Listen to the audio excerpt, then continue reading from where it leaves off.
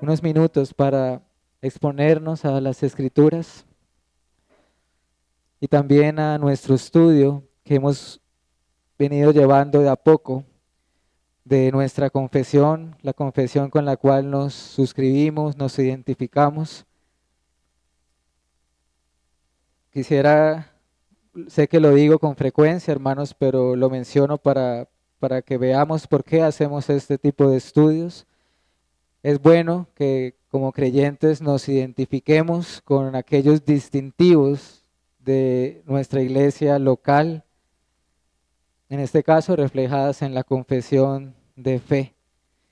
Y para que veamos que estas cosas no es algo distinto a la formulación o enunciados de las verdades bíblicas del cristianismo, que la iglesia cristiana ha abrazado y ha sostenido por los siglos, ¿sí? Entonces lo hacemos, hermanos, para identificarnos con estos distintivos y que no tengamos problema de decir amén, porque lo vemos también conforme a la palabra del Señor. En esta tarde vamos a dar inicio a un nuevo capítulo de la Confesión de Londres y es el capítulo número 8. Si la tiene allí con ustedes en físico o en el celular también, el capítulo 8 nos habla de Cristo como el mediador. Cristo como el mediador.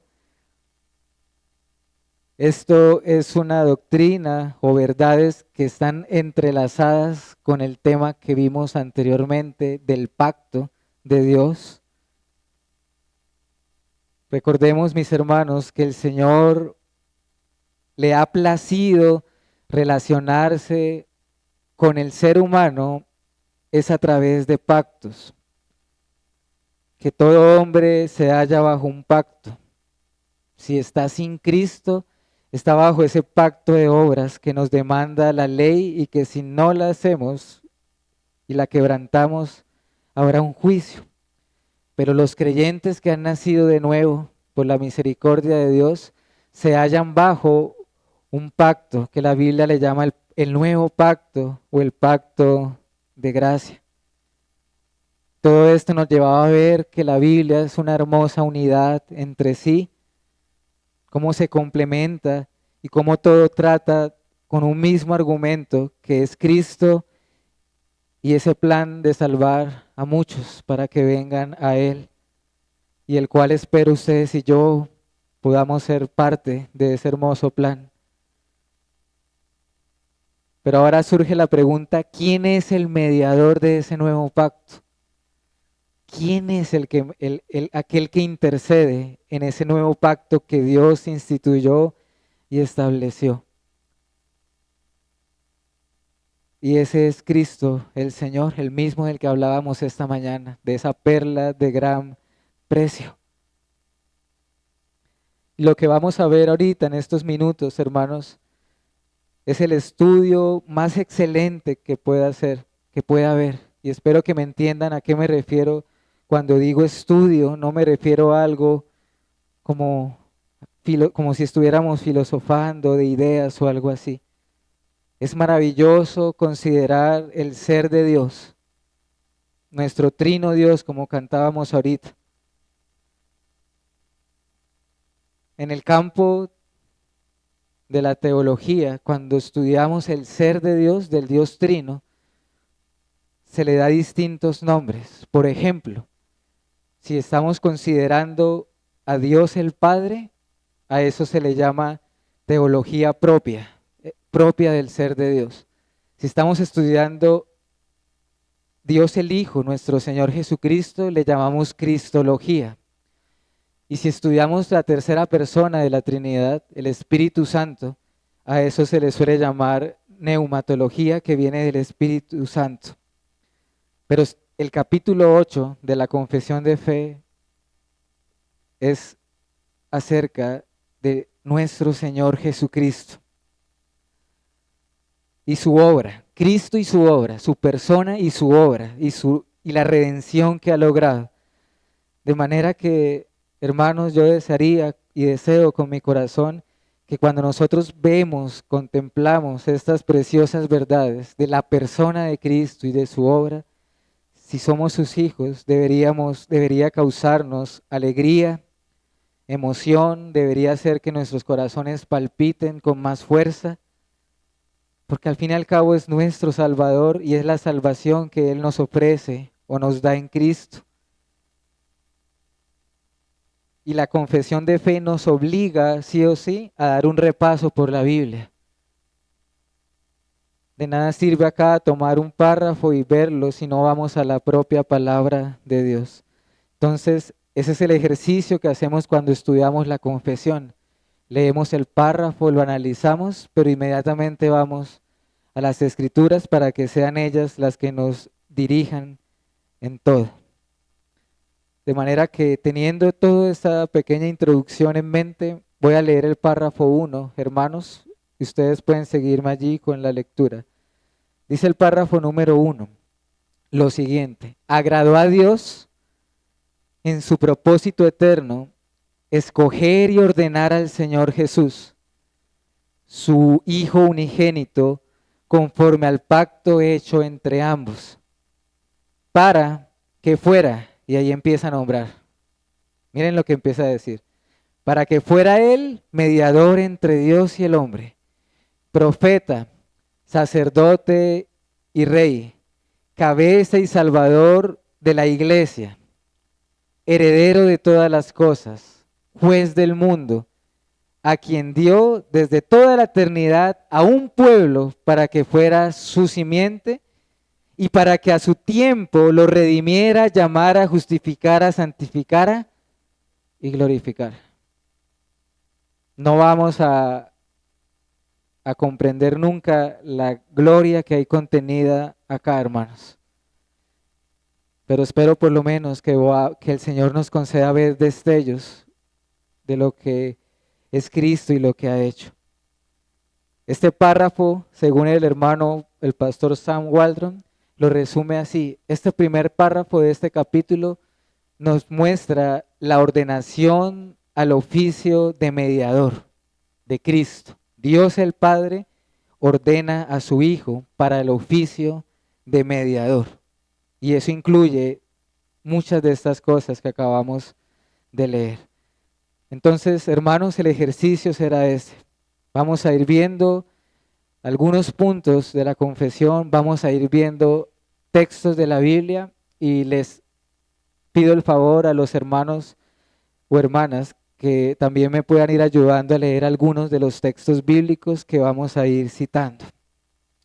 Pero antes de ver el primer versículo, quiero aclarar algo. El párrafo empieza diciendo, agradó a Dios, ¿cierto? Hermano, toda la vida y todo lo que sucede bajo el cielo y más lo que tiene que ver con la salvación de un alma, tiene que ver con que a Dios le ha agradado hacerlo así. O sea, me refiero a su beneplácito, a su voluntad, a su soberanía. Todas Él y todas sus obras. Y cuánto más la salvación. A Dios le agradó planearla desde la eternidad. Al Señor le agradó lograrla en la cruz. Al Señor le agrada aplicar esa salvación al alma por medio de su Espíritu Santo para ofrecerla a pecadores. Porque la Biblia dice que la salvación es del Señor, Salmo 3:8, le pertenece a Él. Hermano, piense en esto, el Señor pudo haber dejado a la humanidad en perdición. ¿Ustedes qué pasó con los ángeles que cayeron? Con Satanás y sus ángeles que se rebelaron contra el Señor, ¿qué pasó? Nunca hubo perdón para ellos. Cayeron y esa fue su ruina para siempre. Y pudo haber pasado lo mismo con nosotros y con nuestra caída. Pero no fue así. A Dios le agradó soberanamente.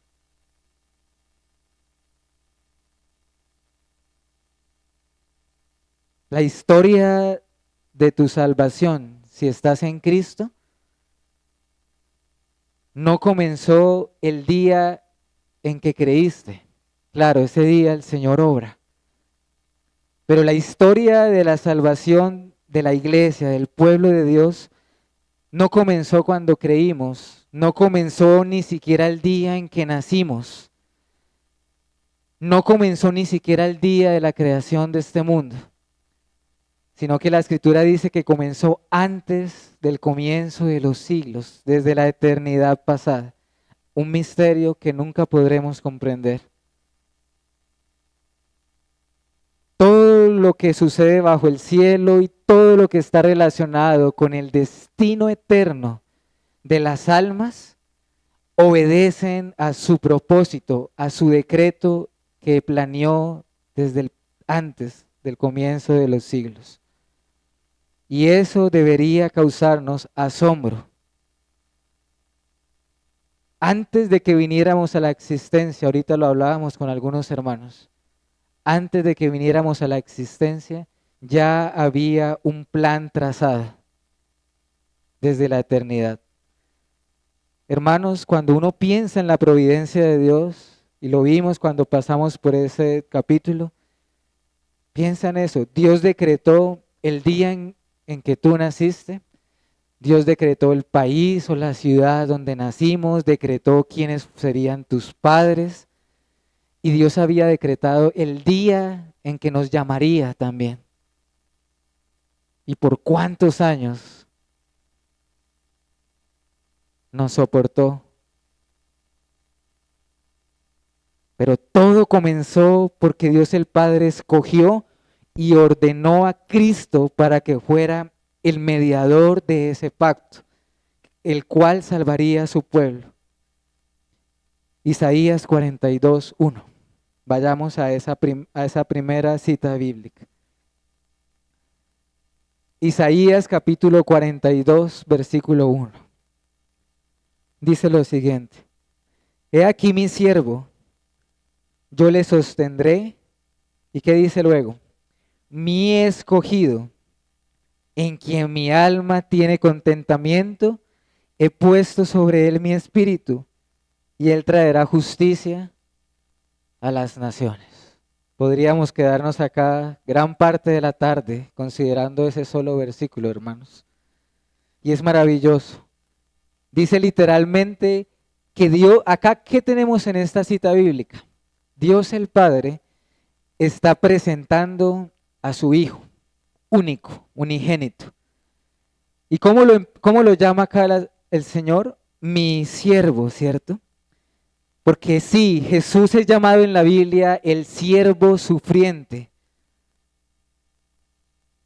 Y ahí dice también mi escogido. La pregunta es ¿para qué, cierto? ¿Escogido para qué? ¿Para qué Dios escogió a Cristo?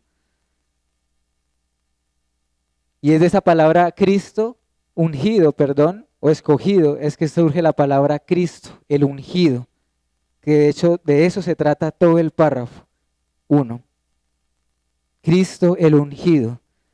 Y da testimonio del Hijo, diciendo que lo ama por encima de todas las cosas. En mi alma tiene contentamiento en Él, dice el Señor. Y se deleita en el Hijo. ¿Te alegras en esta verdad? ¿La hemos pensado en algún momento? El Padre tiene contentamiento en el Hijo por encima de todo. ¿O será que estaremos tan centrados en nuestra vida, en nosotros mismos, que esa verdad no nos proporciona ningún tipo de deleite?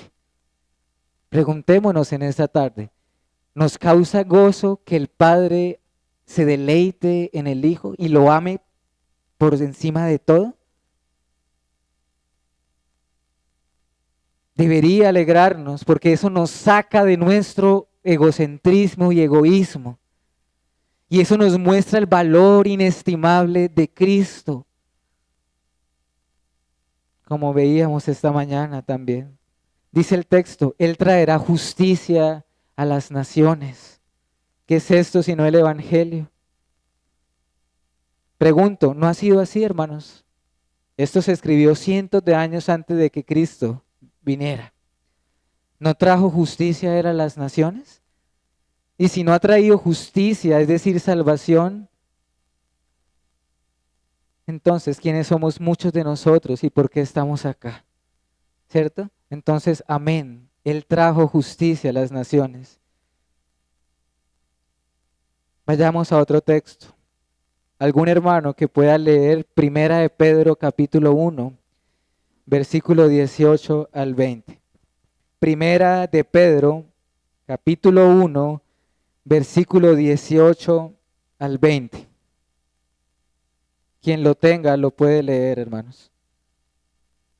Sabiendo que fuisteis rescatados de vuestra vana manera de vivir, la cual recibisteis de vuestros padres, no con cosas corruptibles, como oro o plata, sino con la sangre preciosa de Cristo, como de un cordero sin mancha y sin contaminación, ya destinado desde antes de la fundación del mundo, pero manifestado en los postreros tiempos por amor de vosotros. Dice, sabiendo que fuiste rescatados de vuestra vana manera de vivir. En la medida que vayamos viendo los versículos, quiero que seamos lo más las aplicaciones de una vez, ¿sí? Hermanos, piensen esto. Cuán beneficioso es para nuestra alma recordar lo que nosotros éramos antes y de cómo el Señor nos rescató. Dice el texto, de vuestra antigua manera de vivir. Muchos de nosotros no éramos como Saulo, no éramos irreprensibles, moralmente hablando. Muchos de los que estamos acá en este lugar éramos como Mateo, como el recaudador de impuestos, éramos mentirosos, éramos codiciosos. Muchos de nosotros éramos ladrones, adúlteros, fornicarios e idólatras y mucho más. El que mucho se le perdona, mucho ama, dice la Escritura. Pero recibimos redención. Y aunque la salvación solo se recibe gratuitamente por la fe, no fue gratis, tuvo un precio. La recibimos gratuitamente mediante la fe.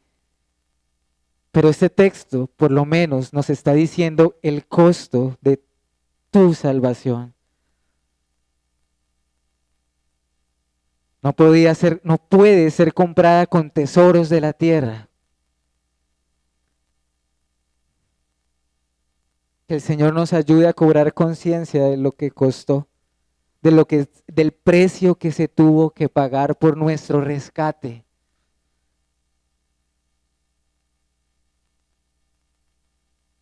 ¿Somos conscientes que fueron nuestros pecados los que llevaron a Cristo a la cruz? Nuestros pecados, los tuyos y los míos. Y el precio fue sangre, sangre, sangre, preciosa sangre, sin mancha. Una sangre rociada que habla más que la de Abel, dice el libro de Hebreos.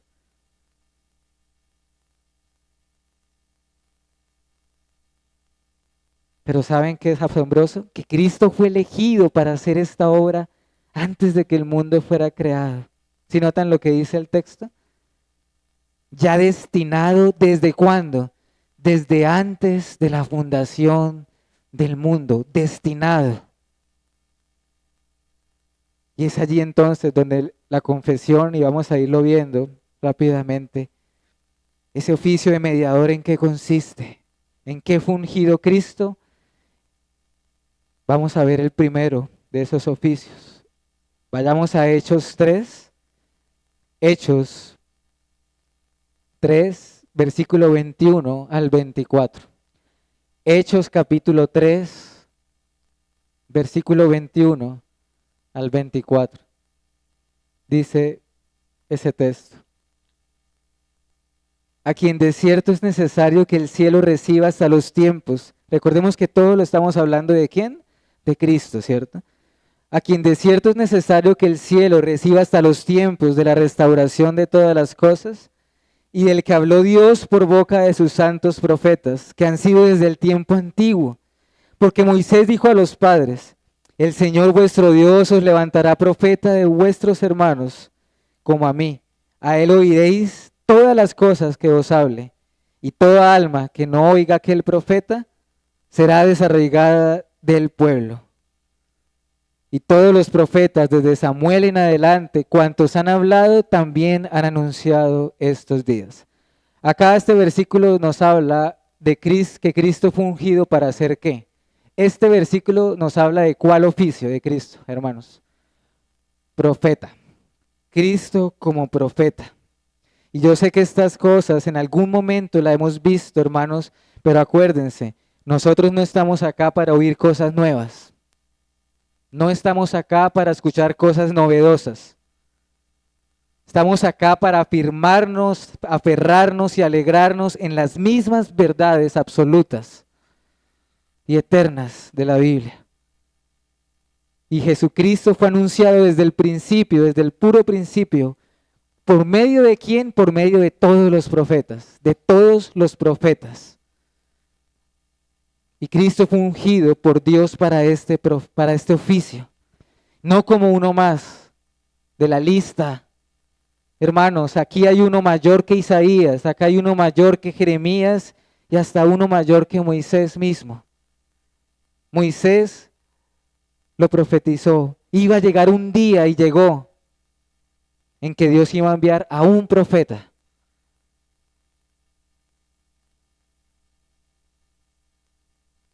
Y ay del alma que no lo oyere, dice el texto. Ay del alma que no preste su oído y que no crea a ese profeta.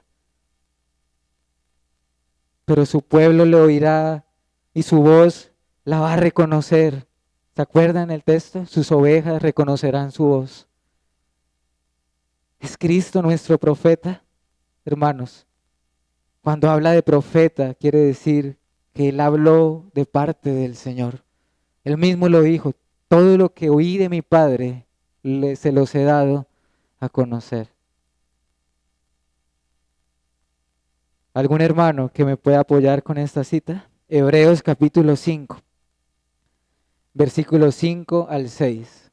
Quien lo tenga lo puede leer. Hebreos 5, del 5 al 6. Así tampoco Cristo se glorificó a sí mismo haciéndose sumo sacerdote, sino el que le dijo, tú eres mi hijo, yo te he engendrado hoy, como también dice en otro lugar, tú eres sacerdote para siempre, según el orden de Melquisedec. Así es. ¿Qué oficio tenemos acá? Sacerdote, ¿cierto? Cristo ungido por el Padre, no solo para ser profeta, sino para ser sacerdote de su pueblo. Noten que el texto está diciendo que Cristo no se ungió a sí mismo, no se autoproclamó para este oficio, sino que el Padre lo hizo. Cuando pienso en los oficios de Cristo como profeta y como sacerdote, siempre recuerdo esa imagen que alguna vez escuché. Profeta significa que Cristo nos está mirando a nosotros de frente y nos habla de parte de Dios. Pero cuando es sacerdote, se invierte y mira a Dios de frente y detrás estamos nosotros, como intercediendo en lugar nuestro.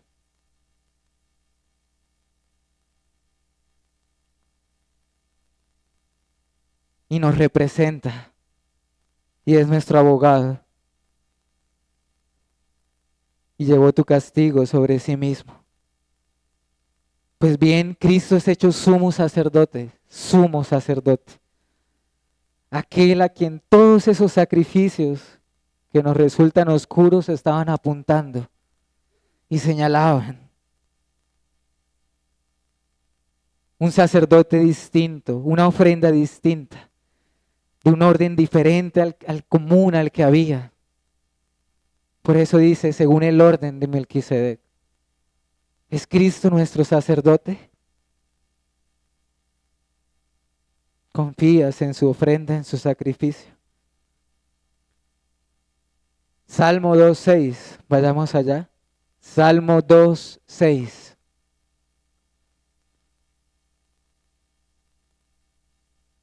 Salmo 2, 6. Es un texto, versículo cortico, pero miren lo que dice. Es hermoso. Pero yo, ¿quién está hablando? El Señor. Yo he puesto mi rey sobre Sión, mi santo monte. ¿Cuál oficio nos está hablando acá? Su oficio como rey. Como rey. Lo imposible se hace posible en Cristo. Lo imposible se hace posible en Cristo. ¿Cómo así? ¿A qué me refiero? Solo hay uno que pueda ser en la Biblia, solo hay uno que podía ser profeta, sacerdote y rey. Solo uno. Para el Antiguo Testamento esta noción era imposible. Era imposible, hermanos. Había una clara distinción entre estos oficios y había un respeto por cada uno de ellos. Y cada vez que algunos intentaron interferir en estos oficios, provocaba la ira del Señor. ¿O qué pasó cuando el rey Saúl intentó hacer un sacrificio?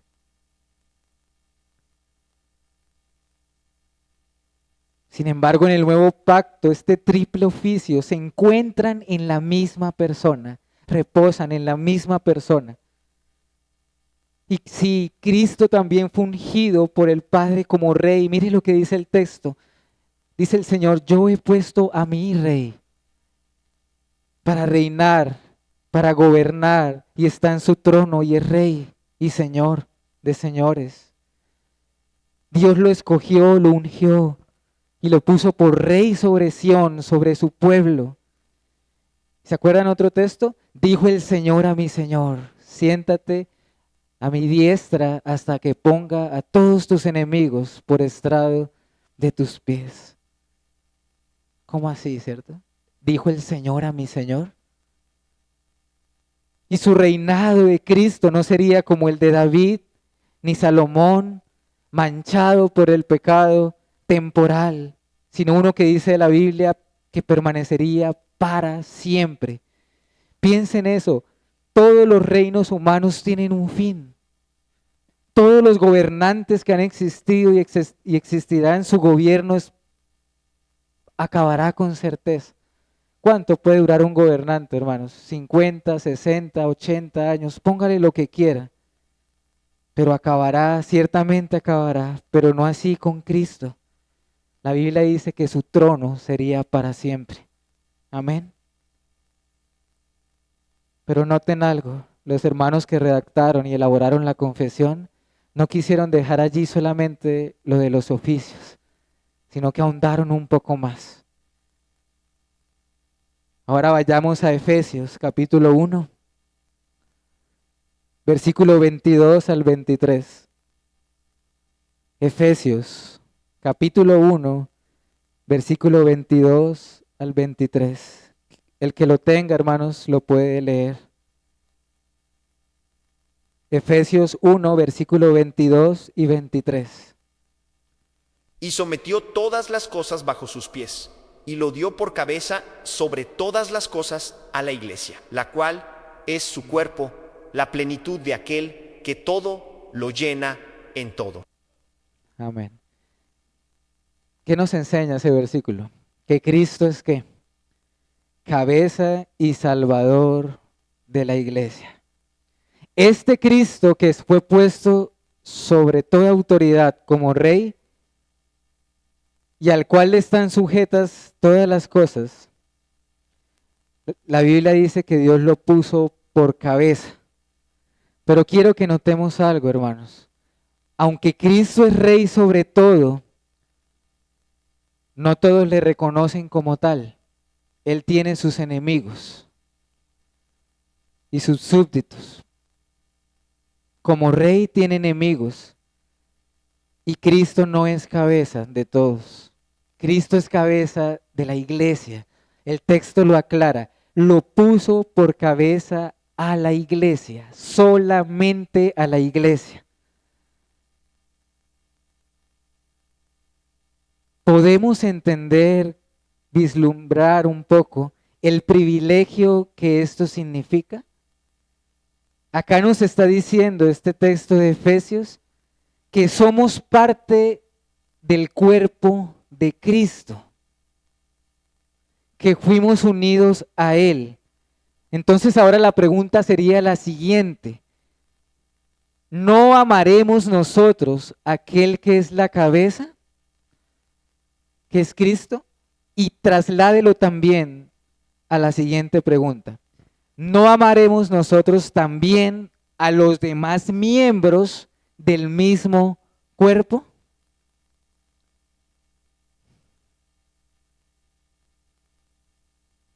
Lo dio por cabeza sobre todas las cosas a la iglesia. Estamos unidos a Cristo, amamos a su cuerpo. El apóstol Pablo en Corintios también, casi que llorando, clamando, le decía a la iglesia: ¿ustedes son conscientes que son templo del Espíritu Santo? ¿Son conscientes que son miembros del cuerpo de Cristo? Entonces, ¿qué tenemos hasta el momento? Cristo como profeta, como sacerdote, como rey, como cabeza, pero resulta que Cristo también es el heredero de todas las cosas. Hebreos capítulo 1, versículo 2. De cada una de esas verdades podríamos encontrar muchos pasajes bíblicos. Solamente estamos tratando de resumir un solo versículo por cada una de esas verdades, hermanos, porque acá nos daría el tiempo para ahondar en tantos pasajes, pero estoy tratando de encontrar versículos que resuman con precisión estas verdades. Hebreos 1:2 dice: en estos postreros días nos ha hablado por el Hijo, y que dice: a quien constituyó heredero de todo y por quien asimismo hizo el universo. Cristo Jesús, el unigénito de Dios, al haber participado junto al Padre en la creación de todas las cosas, la Biblia lo llama con la palabra heredero, heredero. ¿Se acuerdan una parábola que Cristo dio en algún momento de los labradores malvados que mataban a todos los que el Padre le enviaba? Y cuando ellos dijeron: este es el Hijo, el heredero, matémosle, el heredero. Heredero significa literalmente poseedor, propietario de todas las cosas. ¿Pensamos en eso, hermanos? Cristo es el dueño de todo lo que hay en el cielo, en la tierra y en el mar. Todo en absoluto le pertenece y es suyo. Legalmente es suyo, es heredero. No necesita acá, como en nuestros términos, una escritura, un documento, un papel. No necesita nada de eso. Es dueño de todo. El Padre se lo dio todo a Él. Todo.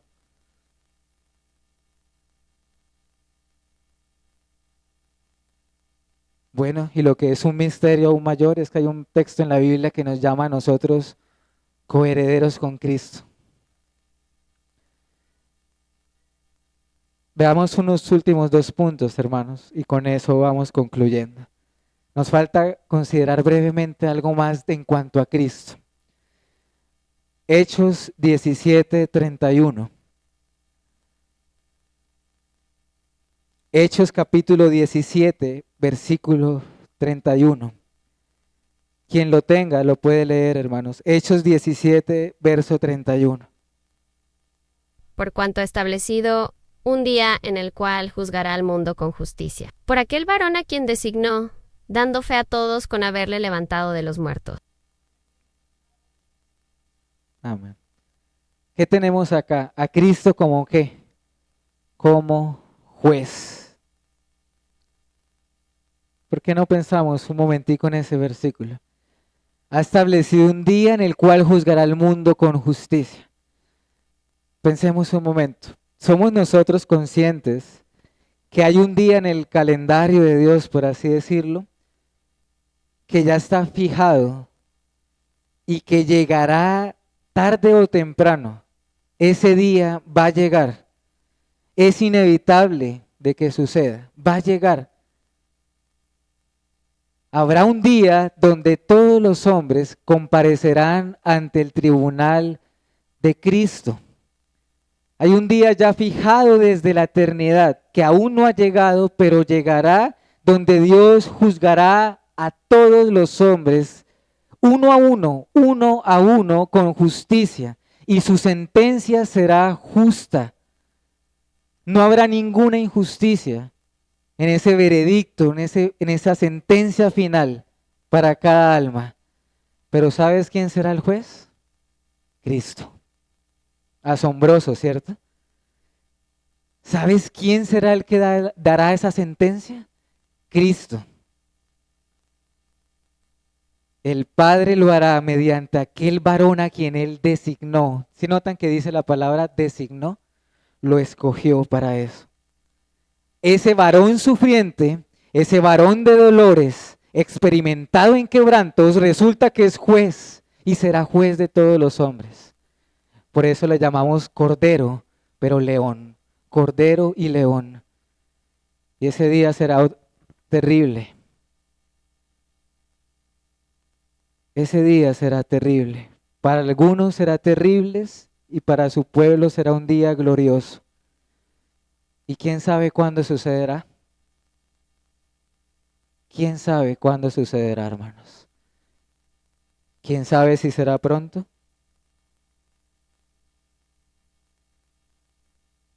Por eso la importancia de lo que veíamos esta mañana, estar hallados en Cristo, ser hallados en Él. Concluyamos con esta última cita bíblica. Por favor, vayamos a Romanos, capítulo 8, versículo 30.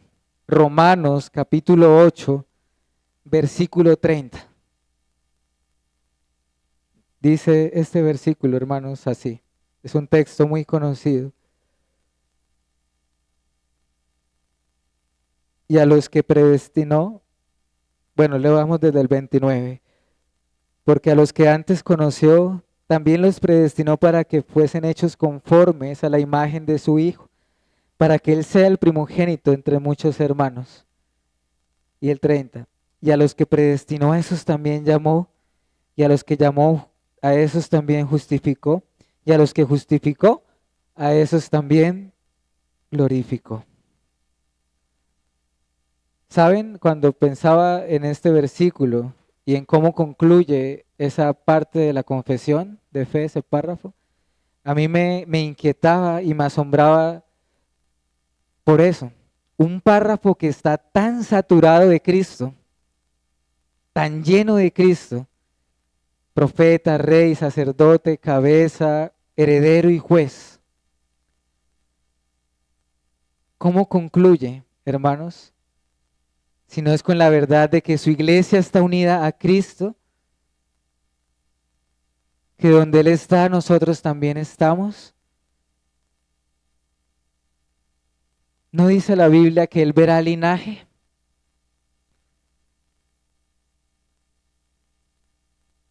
Y que eso se extiende por todas las edades y por todos los lugares.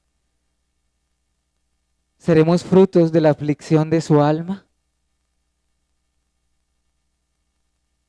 Jesús dijo, tuyos eran y me los diste. Tuyos eran y me los diste, Juan 17:6. Porque el Padre los escogió y el Hijo los recibió y los redimió. Y es eso lo último que estamos viendo. Redentor. Cristo también es redentor.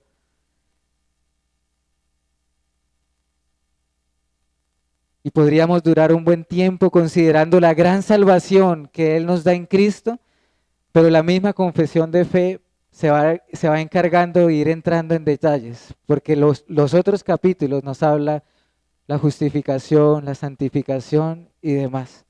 Pero por ahora piensa lo siguiente. Piensa en lo que Dios el Padre, el Hijo y el Espíritu Santo hacen para obrar salvación en alguien, en una persona.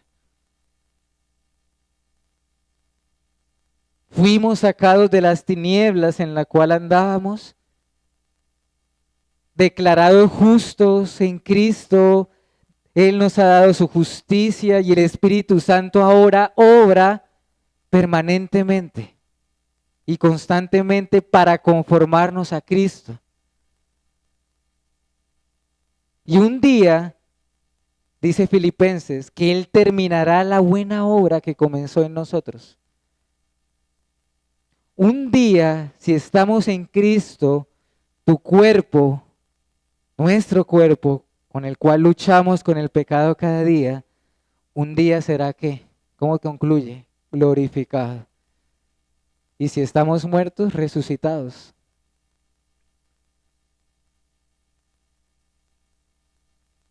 No vamos a hacer más aplicaciones prácticas. Basta con preguntarnos si Cristo es todo esto para nosotros. ¿Es Cristo nuestro profeta? ¿Es Él nuestro sacerdote? ¿Es Él nuestro rey? ¿Es Él nuestra cabeza?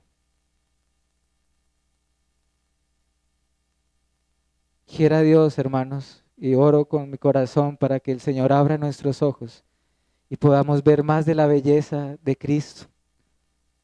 Como dijeron los discípulos, hemos visto su gloria llena de gracia y de verdad. Y quiera el Señor también asombrarnos, que nos conceda asombrarnos en las incomparables riquezas de su gracia y de lo que Él nos ha dado. Amén, hermanos. Oremos y cantamos al Señor. Te damos gracias, Padre Celestial, por este tiempo que nos has dado. Sé que es breve, Señor, pero te pido para que sean estos versículos mismos, estos pasajes de la Biblia, los que nos ayuden, Señor, los que abran nuestros ojos. Ayúdanos a tener la gracia de meditar en estas cosas, de ser diligentes. Entre más meditemos en estas verdades, más provecho tendremos, oh Dios. No permitas que las pasemos así como por alto, como si fueran poca cosa. Si las has revelado es para que las escudriñemos, para que seamos beneficiados de estas grandes realidades. Hoy, Señor, no queda otra sino darte gracias por nuestro Señor Jesucristo. Gracias por ungirlo para ser el mediador de este nuevo pacto. Y yo te ruego, Señor, que nuestras almas se hallen en ese pacto. Y te pido para que nos ayudes a ir a Cristo y Él sea nuestra ofrenda, nuestro sacrificio, nuestra cabeza, nuestro todo. Él es aquel que lo llena todo por completo. Que podamos amar y atesorar más a Cristo. Gracias, Señor, te damos por el don inefable de Cristo. Rogamos, Señor, que nos ayudes a cada uno, Señor. Tú conoces a cada uno de mis hermanos. Te ruego que obres en cada uno de ellos, en cada uno de nosotros, Señor. Que inicies la buena obra y que la lleves a cabo. Y que fortalezcas, Señor, a todos los que están agotados, atribulados, con ansiedad, con preocupaciones. Por favor, Señor, ayúdanos a depositar nuestra confianza solo en ti y a esperar en ti, Señor. Ten misericordia de nosotros, ten misericordia de nuestras familias. Y rogamos que tú sigas obrando y llevando a cabo tus propósitos soberanamente. Anímanos, Señor, danos fuerzas en esta nueva semana que inicia. Y quieras tú, Señor, estar con nosotros y bendecirnos en todo cuanto hagamos. Quedamos en tus manos y te damos gracias por el día que nos has permitido disfrutar, para adorarte, para compartir también unos con otros. En Cristo Jesús te adoramos y te damos gracias. Amén.